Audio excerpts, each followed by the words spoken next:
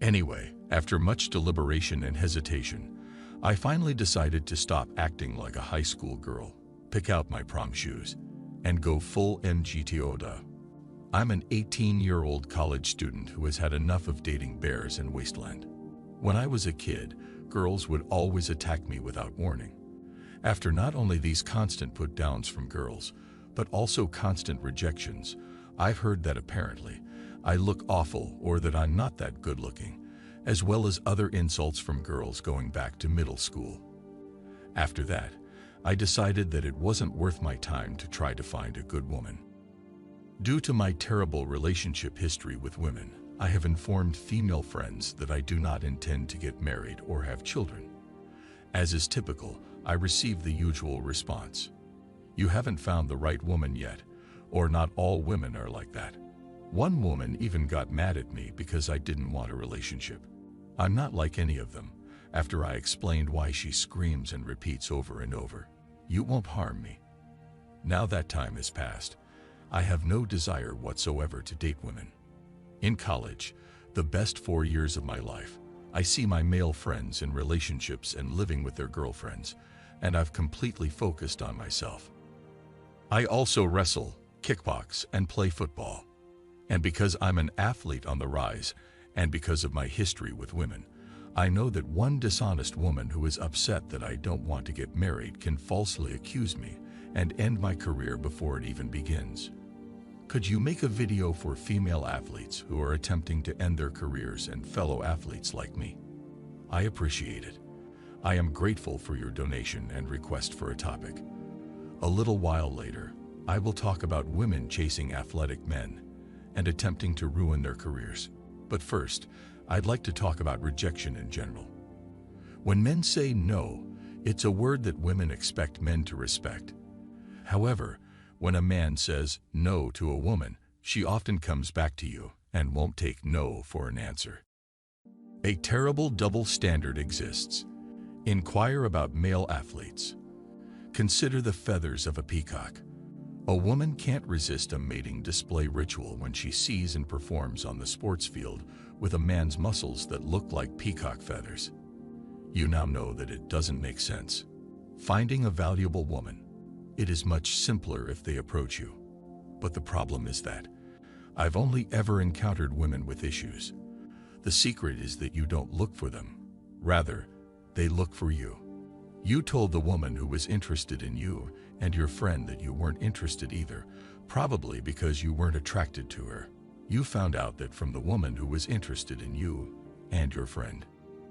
However, that was probably too much for her fragile little ego to handle. As a result, she began to shame and inadvertently claim that she is different from all the other women, or that she is afraid of being hurt. Ironically, focusing on yourself will only make more women notice you. The fact that they are women who are so enraged as to ruin your athletics career because you won't date them is embarrassing, and it all revolves around false allegations. If a girl told you she wasn't interested in you, but you were interested in her, then you make the threat that if she doesn't stop sleeping with you, she will call the police and they will take you away with irons if she does. However, when a woman tells a man, "If you don't sleep with me, I'm gonna file a false allegation," the man will be hauled away by the police and humiliated in front of everyone. That is perfectly acceptable for her to do. Talk about the ultimate double standard once more. At the age of 18, you are intelligent enough to follow your path, but I am concerned about your drive, which is going to frustrate you greatly. You need to realize that you will occasionally experience frustration. If you allow that frustration to accumulate to an excessive degree, it will eventually lead you to do something completely irrational.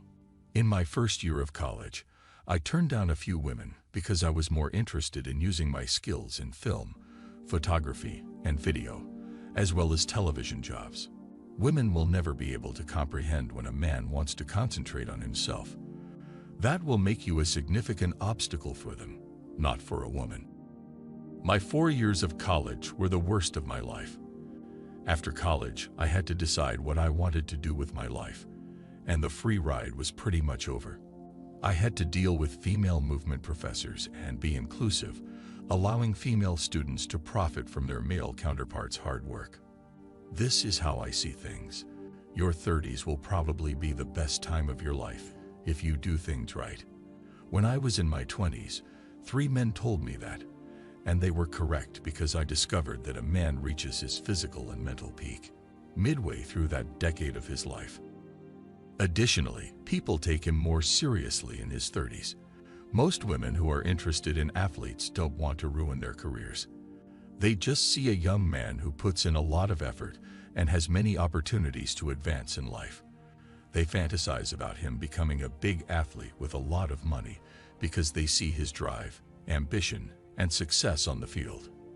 When they see a man like that, they want to follow in his footsteps and achieve success. When they are turned down, they will become enraged and occasionally desire to take it out on the man who does not want them. Keep in mind that the majority of college-aged women have very low odds of being rejected by any man before that. If they are rejected when they are 18 or 19, it will have a significant negative impact on their self-esteem and make them irritable. And because it shows, I believe that's a positive thing, that no one has previously put them in their place. Now, I'd like to go over your reasons for going your way in the first half of your statements in greater detail. It sounds like many women rejected you in the past because it made you look bad. Maybe the trench coat you were wearing got rid of women and their attraction. Perhaps it was nothing more than a rumor. Whatever it is, it's less obvious.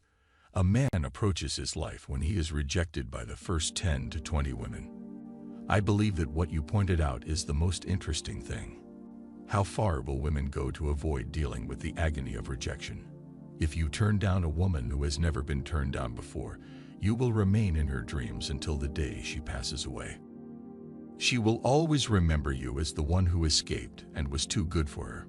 In high school, I turned down women, and for many years, they followed me around and spied on me. A woman experiences that. They are baffled, frustrated, and driven to extreme rage by the man who escaped, an unforgettable, almost spiritual experience. How dare you turn me down? How dare you tell me I'm worthless when I'm just throwing myself at you? They will say anything to pressure you into a relationship and back you into a corner when I'm special and you're just a disposable male.